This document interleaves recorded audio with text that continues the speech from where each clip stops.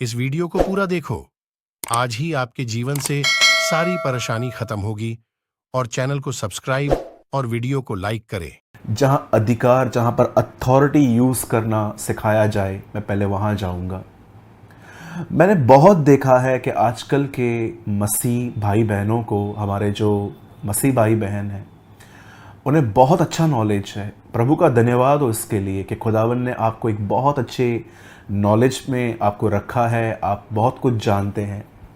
पर मैं दूसरी तरफ एक कमी देख पाता हूँ कि बहुत सारे लोगों को स्पिरिचुअल अथॉरिटी, अधिकार के बारे में बहुत कम पता है।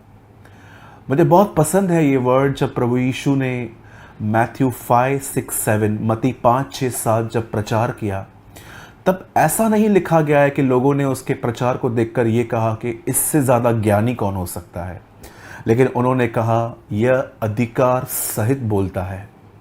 इवन आप जब देखिए, जब यीशु मसीह को उसके चेलों ने, जब यीशु ने अपने चेलों का चुनाव किया, तो पहली चीज़ उसने क्या दी उन्हें? सामर्थ और अधिकार, अथॉरिटी एंड पावर। इवन आप देखिए, जब यीशु मुर्दों में से जी उठा और यीशु ने उन्हें क्या कहा? अब स्वर्ग और पृथ्वी का सारा अधिकार मुझे दिया गया है। मेरे भाइयों, मेरी बहनों, याद रखिएगा, अधिकार आदम के पास थे, पहले इंसान के पास।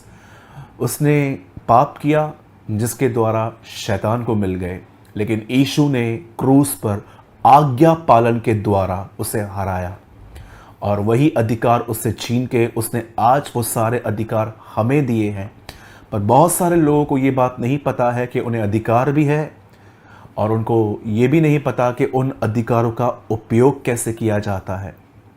आप सभी जानते होंगे कि यीशु एक दिन एक व्यक्ति के सर्वेंट को, सेवक को ठीक करने के लिए जब उसके घर जा रहे थे, तब उस व्यक्ति ने, सेंचुरियन ने बाहर आके उस नायक ने कहा आके कि सेना नायक ने कहा कि यहाँ पर से कह दे तो मेरा सेवक वहाँ ठीक हो जाएगा। हम इस वचन को जानते हैं, लेकिन जानते हैं इससे पहले क्या कहा गया? इससे पहले कहा गया कि मैं एक पराधीन हूँ। इट मीन्स मैं भी एक अथॉरिटी पर्सन हूँ। एक से कहता हूँ आ तो वो आता है, दूसरे से कहता हूँ जा तो वो जाता है। अब मैं आपसे एक सवाल पूछना चाहता हूँ कि ये व्यक्ति यीशु को अपने अधिकारों के विषय में क्यों बता रहा था? आप जानते होंगे आजकल बहुतों को अच्छा ज्ञान है। किसी ने अनुभव किया है कि प्रभु ने उनको वचन समझाया है एक चरवाहे के तौर पर। किसने अनुभव किया है कि परमेश्वर प्रेम है और उसने उससे प्रेम किया है। किसी ने यह भी अनुभव किया है कि प्रभु रक्षा करता है। पर आप जानते हैं इस आदमी ने क्या अनुभव किया? कि जीसस के पास अथॉरिटी है। इसीलिए वो यीशु को कह रहा था कि तेरे पास अधिकार है, तो यहाँ से कह दे वहाँ चंगा हो जाएगा। जैसे मैं यहाँ से आवाज़ देता हूँ, मेरे सेवक काम करते हैं। कितनी अमेजिंग बात है कि इस आदमी ने अपने यीशु के पास रखे हुए अधिकारों को पहचान लिया कि यीशु जो कहता है वो होता है। कई बार हम इस बात को समझ नहीं पाते हैं कि हम उन चीज़ों के लिए प्रेयर करते हैं जिन चीज़ों के ऊपर हमें अधिकार यूज़ करने हैं। अगर आप एक ऐसी बहन हैं जिनका पति शराब पीता है, जिनके बच्चे बुरी संगतियों में हैं, जिनके बच्चे सारा दिन पबजी खेलते हैं, या उनके हस्बैंड्स ड्रिंक करते हैं, या आप एक हस्बैंड हैं और आप देख रहे हैं कि आपकी वाइफ कुछ गलत कर रही है, वो घर को तोड़ने की कोशिश कर रही है, कुछ भी चीज़ें अगर आप देख रहे हो, मैं आपसे पूछना चाहता हूं, क्या आप कमरे में जाकर अपने अधिकारों का उपयोग करते हैं? क्या आप अपने परिवार के लिए ऐसा कहते हैं कि मेरे परिवार के अंदर जो भी शैतान का काम चालू है, मैं उसे नाश करता हूं प्रभु यीशु के नाम में? या आप देख रहे हो कि आप खुद किसी एडिक्शन में हो, आपकी ज़िंदगी के अंदर कुछ ऐसी बातें आ गई हैं जो रोज़ आपको न चाहते भी कुछ करनी पड़ती हैं। जैसे पॉल कहता है कि जो मैं करना चाहता हूँ वो मुझसे होता नहीं है, लेकिन जो काम मैं नहीं करना चाहता वो मैं करता हूँ। ये करने वाला फिर मैं नहीं, परंतु मेरे अंदर वो पाप है जो मुझ में बसा हुआ है। मेरे भाइयों, मेरी बहनों, अगर आप देख रहे हो कि आप किसी भी एडिक्शन में फंसे हुए हो, आपको अपने सर पर हाथ रखकर आपको अपना अधिकार अपने ऊपर भी इस्तेमाल करना है कि शैतान तेरे सारे स्ट्रॉन्ग होल्ड्स को, तेरे सारी प्रभुता को मैं अपने जीवन से तोड़ता हूं यीशु के नाम से। मेरे भाइयों, मेरी बहनों, जब आप ऐसा कहते हैं, मैं आपको कहना चाहता हूं, हेल हिलता है। ये जो हमारे अंदर हेल के पार्ट्स हैं वो हिलने स्टार्ट हो जाते हैं और स्लोली स्लोली वो उखड़ के ख़त्म हो जाते हैं।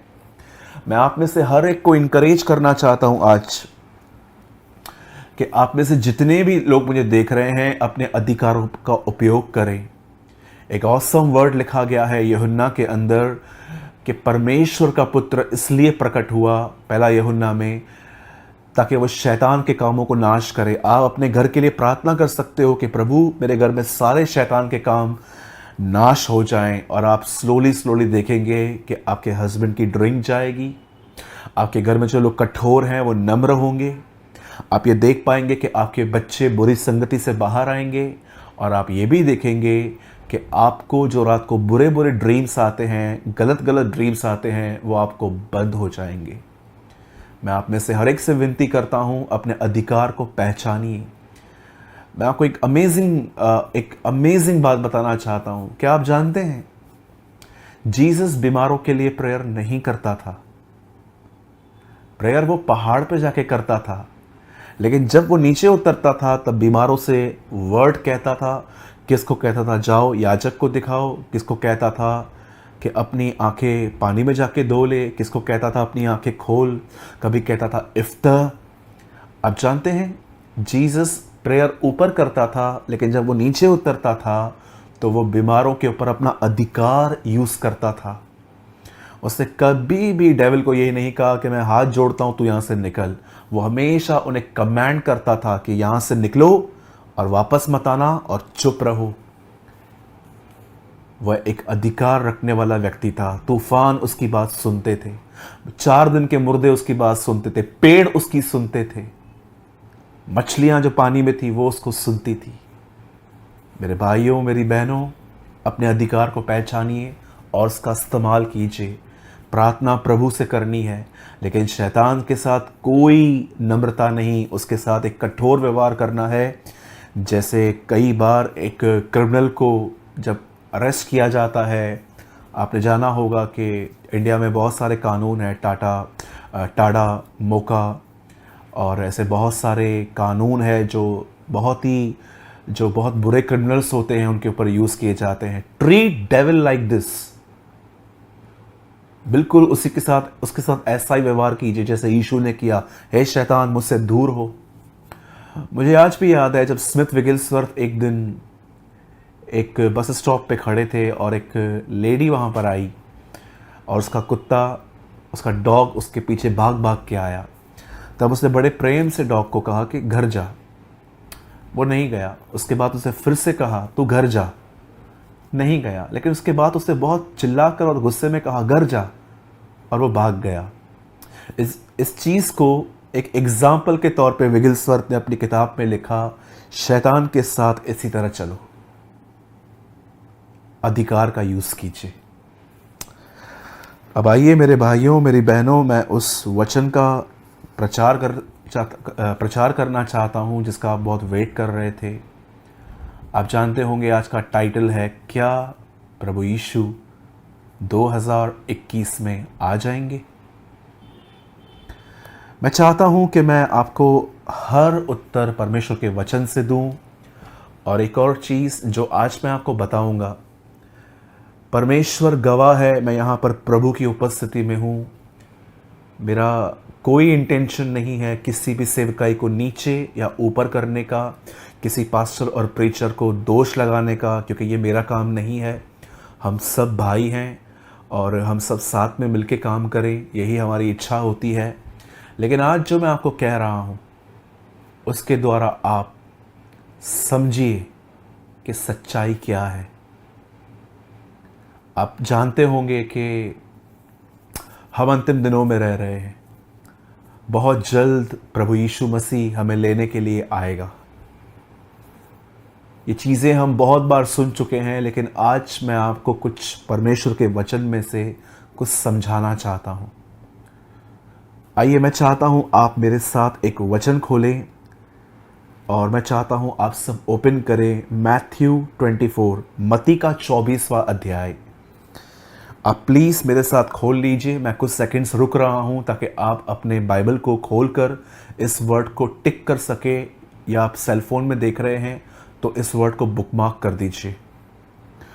प्लीज़ ओपन विथ मी मती रचित सुसमाचार, द गॉस्पेल ऑफ मैथ्यू, मती की इंजील और उसका 24वां बाब, 24 चैप्टर।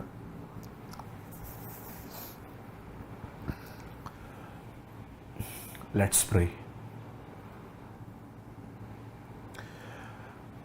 परमेश्वर पिता, मैं यीशु के नाम में आपके पास आता हूं। मैं दुआ करता हूं, हमसे बात कर, हमारी आंखें खोल। अंधकार में क्या है तू जानता है, क्योंकि तेरे करीब प्रकाश बना रहता है।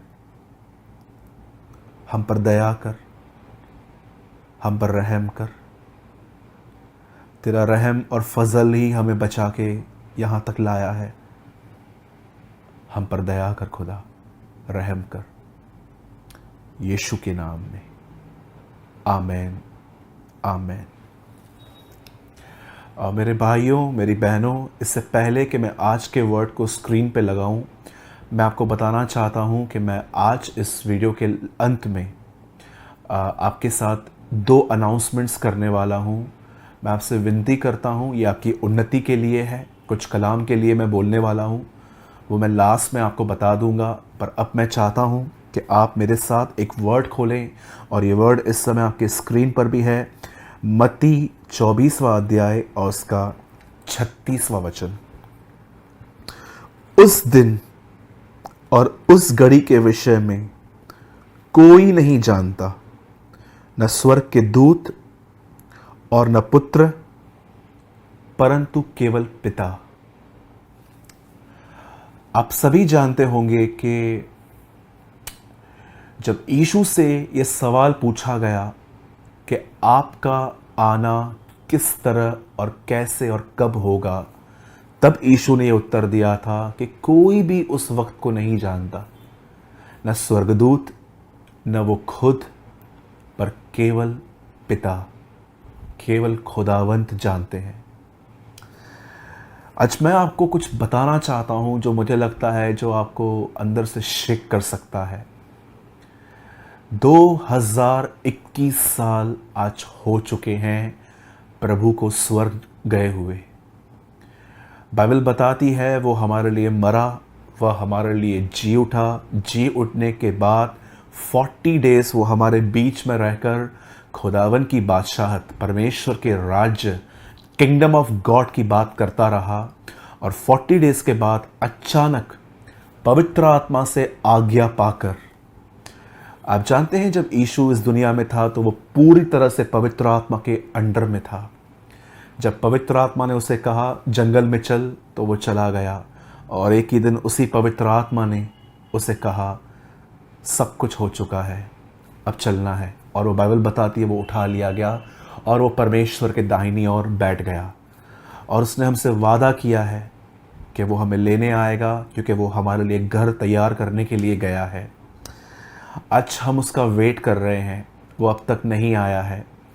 हर प्रीचर इन दिनों में यही कह रहा है कि ये वही टाइम है, ये वही टाइम है, ये वही टाइम है।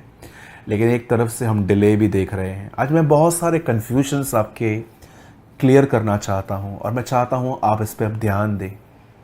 जब यीशु से पूछा गया कि तेरा आना किस तरह होगा, कब होगा, तब उसने क्या कहा?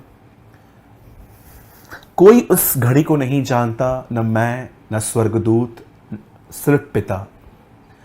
आप जानते हैं आजकल मैंने देखा है बहुत सारे सरमन्स, बहुत सारे आजकल जो YouTube पे जो वीडियोस पड़े हुए हैं, मैं देख रहा हूं कि बहुत सारे जो लोग हैं उसके आने के अंदाजे लगा रहे हैं। सीजन तो यही कहती है कि उसका आना आंख बंद करने, पलक झपकने के कितना करीब आ गया है। लेकिन मैं आपसे पूछना चाहता हूं, इतने सालों से लोग जो हैं वो अपनी एक राय या तो अपना एक अनुभव बताते आए हैं। किसने कहा यीशु 2016 में आएगा, किसने कहा 12 में आएगा, और अब बहुत सारे प्रीचर कह रहे हैं कि ये वो साल है जब हम उसे देखेंगे। सच क्या है आखिर? मेरे भाइयों, मेरी बहनों, मैं आप में से हर एक को कुछ बताना चाहता हूँ। मैं चाहता हूँ आप ध्यान दीजिए। आज से बहुत टाइम पहले जब मैंने खुदावन को अपना खुदा माना, मैंने परमेश्वर को अपना प्रभु करके स्वीकार किया, एक दिन मुझे एक मोबाइल पे एक मैसेज आया और उसमें लिखा था आज चर्च के अंदर क्रिसमस सेलिब्रेट होगी। और जैसे ही मैं एक चर्च में गया जहाँ से मुझे मैसेज आया था फंक्शन अटेंड करने के लिए, जब मैं वहाँ पर गया तो जैसे मैं उस फंक्शन में गया तो मैंने वहाँ पर देखा कि यूथ ने बहुत अच्छे से वेलकम किया। वो सेलिब्रेट कर रहे थे क्राइस्ट के बर्थडे को। उसके बाद मैं और थोड़ा आगे बढ़ा तो मैंने क्या देखा कि सेंटा क्लॉस रेड कपड़े पहनकर वो मिलने आया, उसने वेलकम किया, बच्चों को वो चॉकलेट्स बांट रहे थे। उसके बाद मैंने देखा कि मैं एक प्लेस पे जाके बैठ गया और मैं पूरे फंक्शन को लगभग मुझे पता है कि कोई ज़्यादा पुराना नहीं था मैं, तो मैंने सेंटा क्लॉज देखा। मैंने वहाँ पर देखा कि यूथ जो थे वहाँ पर बहुत सारा सेलिब्रेट कर रहे थे वो। उसके बाद मैंने देखा कि उस फंक्शन पे बहुत सारी लाइट्स थी, बच्चों की डांस हुई, बड़ों के डांस हुए, कुछ उन्होंने प्रोग्राम्स किए, बहुत सारी बातें हुई। जब मैं इस प्रोग्राम को देख रहा था वहाँ पर बैठ के, आप जानते अंत में क्या हुआ? 15 मिनट के लिए एक बहन मरियम बनी थी और उसने दिखाया कि जीसस का जन्म हुआ है। चरवाहे मिलने के लिए आए, ज्योतिषी मिलने के लिए आए, और ये सब 15 मिनट में सिमट गया। 3 घंटे के प्रोग्राम में उन्होंने सिर्फ और सिर्फ 15 मिनट ये दिखाए कि यीशु मसीह कैसे पैदा हुआ था, एक नाटकीय तौर पे। आप जानते हैं जैसे आजकल क्रिसमस के अंदर आज लोग बहुत एंजॉय करते हैं। मैं आपको कहना चाहता हूँ, मैं बिल्कुल भी खिलाफ नहीं हूँ लोगों के जो भी करते हैं। बाइबल बताती है जो करता है खुदा के लिए करता है, जो नहीं करता है वो खुदा के लिए नहीं करता है। दिनों और वारों को लेकर एक दूसरे का न्याय मत करो। आजकल बहुत सारे लोग लड़ते हैं, झगड़ते हैं। मैं इन बातों से दूर रहता हूँ। मैं हमेशा कहता हूँ जिसको जो करना है कीजिए, और ना ही मैं इन विवादों में पड़ता हूँ। लेकिन मैं आपको कुछ और समझाना चाहता हूँ। मैं चाहता हूं कि आप इस बात पे ध्यान दें ज़्यादा आज। लिसन, जैसे उस प्रोग्राम के अंदर मैंने एक बात वॉच की कि इन्होंने यीशु के जन्म को प्रेजेंट करने के लिए, दिखाने के लिए इतना बड़ा मीटिंग रखा है, इतने पैसे इन्होंने खर्च किए हैं। लेकिन मैंने बड़ी निराशा पाई कि उन्होंने एंजॉय किया, उन्होंने अपने टैलेंट को प्रेजेंट किया, बच्चियों ने अपना टैलेंट दिखाया, यूथ ने दिखाया, बड़ों ने दिखाया, लेकिन जीसस आया सबसे लास्ट में, वो भी 15 मिनट, सिर्फ 15 मिनट के लिए, और वहाँ पर मीटिंग पूरी हो गई। आप देख रहे हो कितनी सारी चीज़ों ने उसके बर्थ को दबा दिया। मेरे भाइयों, मेरी बहनों, आज मैं एक चीज देख रहा हूं मसीहत के अंदर, जो चीज दब गई है, जिसको बहुत सारी चीजों ने कवर कर दिया है। लेकिन आज मैं कोशिश कर रहा हूं कि मैं उस चीज को खड्डे में से निकाल कर मैं आपके सामने उसे रखूं। आप में से बहुत सारे लोग इन दिनों में जानना चाहते हैं कि प्रभु का आना कब है, वो तारीख कब है, वो साल कब है। यीशु इस साल आएगा, यीशु 22 में आएगा, यीशु ये आएगा। पर मैंने अजीब बात देखी, लोग वो चीज ढूंढ रहे हैं जो परमेश्वर ने कभी आपको ढूंढने के लिए नहीं कही है। यीशु कहता है यहां पर, कोई उस दिन को नहीं जानता, न स्वर्गदूत न मैं, केवल पिता।